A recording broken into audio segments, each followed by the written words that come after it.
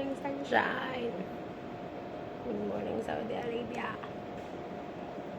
Good morning, Philippines.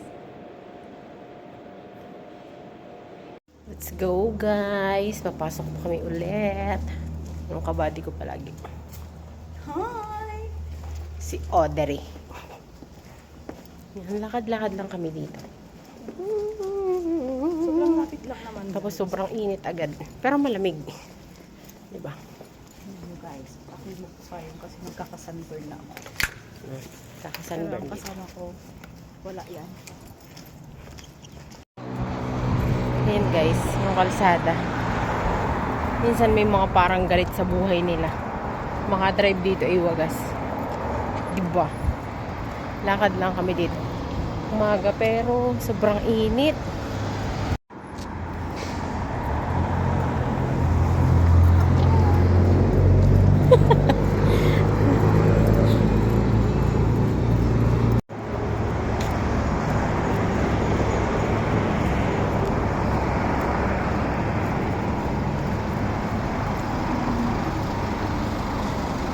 Kita ka ba? Hi, Philippines!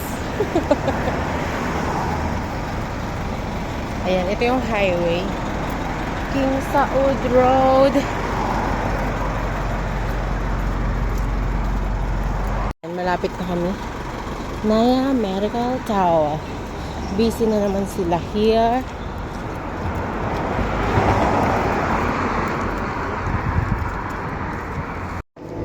Welcome to Naya Medical Tower.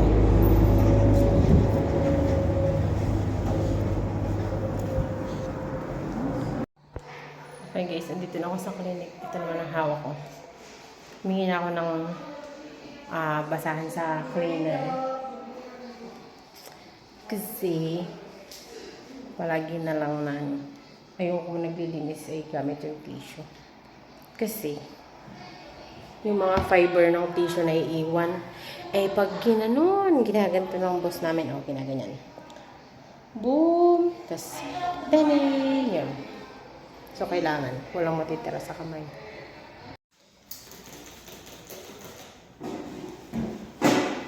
Ayan guys, dito naman tayo sa delivery room.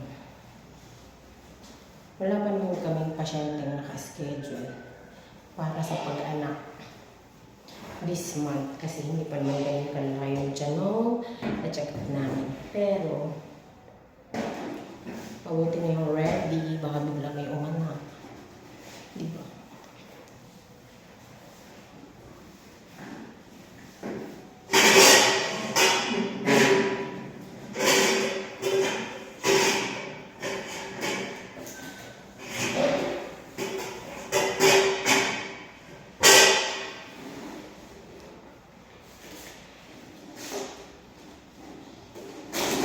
Ito, naka-prepare na ito mga nasa tray na. Galing na ito sa sterilization department. So, yun. Dito naman tayo sa DR table. Diba? Super bago ito guys.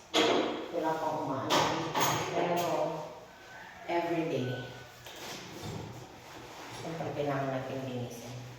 Bawal ito magkahalawang. Kasi lagot tayo kaya, boss. Yun daw yung gusto niya dito. Kailangan alaga yung mga gamit. Sobrang bago pa talaga.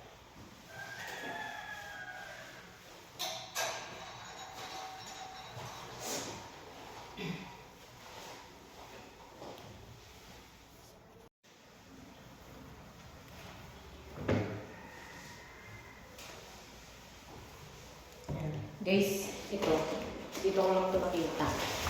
Yan. CTG. Wala kasi kami ganito sa Pilipinas.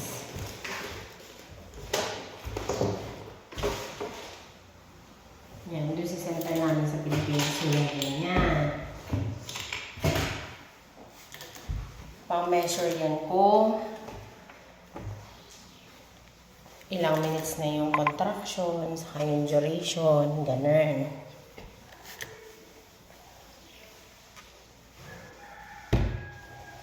Diba?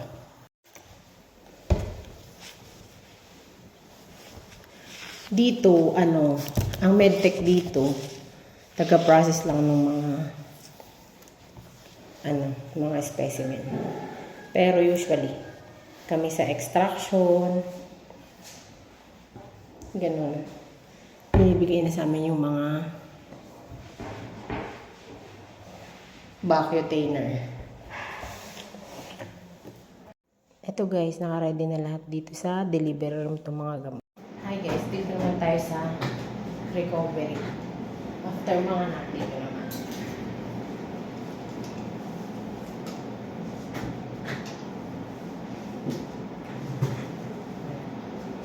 Dito, yung mga bed naman dito, electronic. Kaya mga high-tech. Pipindot-pindot ka kung papataasin mo siya, papababain. Ayan.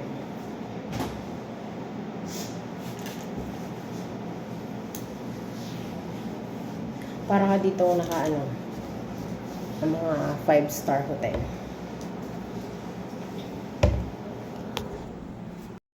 Ayan, may cabinet, may bassinet. Yan na. O, diba? Oopsie. Ganyan. Ayan guys, hindi makita masyado yung mga bundok ngayon. Masyadong mausok. Tapos sobrang lamig. Dito muna ako sa isang kwarto ng doktor. Kasi dalawa yung pang-uwi. Iisa pa lang yung hinayan nila kasi nga bago pa. So, yon. Kwentuhan ko kayo about sa application ko. Parang naisip ko, matatapos din mo yung contract ko ng December. Why not i-try kong mag-apply abroad. So, nagpasa ako. May nakita lang ako sa Facebook na parang advertisement ng agency. So, kumakabog-kabog pa yung dibdib ko. Kasi inisip ko, baka mamaya mapupunta ako sa agency na mga illegal recruiter, ganyan. So, tinry ko pa din. Walang masama. Tapos, yon. Nag-send ako application July 28. July 29, tinawagan ako ng agency. Then, schedule ako for online interview ng manager neto. So, tumawag sila. Nandun ako sa health center. So, nagkulong ako sa isang kwarto, mga beshi! Kasi nga, syempre, English. Baka biglang maghinala sila. So, ang inisip ko, bawal muna na gusto ko kasi mag-apply as yung lihim lang, ganito, ganyan. Kasi ayoko ng mga negative energy, ganyan. Then, so yun, sabi ng agency, ma'am, Saudi Arabia yung paglalagyan namin sa iyo, ha, ganyan. Parang nabaisip ako, Saudi Arabia, kasi di ba maraming mga kwento-kwento, mahirap sa Saudi Arabia, ganito, ganyan. Then, yun, ang sabi sa akin, ma'am, pagpunta ko din sa office, approve na yung working visa mo. Paano ba ko? Agad na agad. Oh my God. Ganon yung naisip ko nun. Then, so, kailangan ko na lang hintayin is yung ticket na lang. Kasi nga, approve na yung working visa ko. So, sinabi ko na sa parents ko, that time pa lang saka ko na sinabi sa parents ko. Nung naghihintay na lang ako ng plane ticket. Yun. Saka na iba.